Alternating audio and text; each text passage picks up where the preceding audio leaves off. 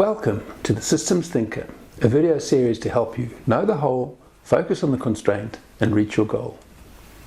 A few years ago, I was pitching for an assignment with a large national retailer in the throes of redefining their customer value proposition.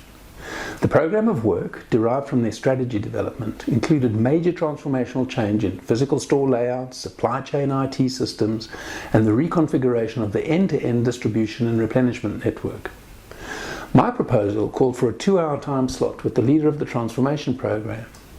When she first read my request, she told me categorically that 2 hours was far too much time to take out of her very busy day.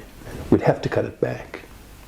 I asked her how many hours she worked a year and how many years the project was planned to run. It turns out she'd be dedicating at least 360,000 hours of her life to delivering what she hoped would be a successful project. On that basis, I noted, the interview represented about 0.0005% of that time. I proceeded to ask her what answer she had to the big question of why she was doing it at all. What deeper purpose would sustain her over the long and challenging road to its ultimate completion?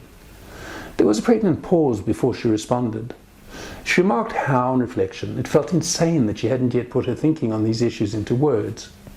She realized that the opportunity to do so, with me as a witness, was a gift she could give herself. It would strengthen her connection to what she thought the problem was and why she had taken on the challenge of solving it. She would have the opportunity to reflect on what she hoped to achieve for the team she was leading and how, if done well, it held out the possibility of leaving her organization in much better competitive shape. It turned out that to lead the team, she first had to listen to herself. My course for systems thinkers examines the importance of listening to lead. To learn more and experience what I mean, click the link in the comments below.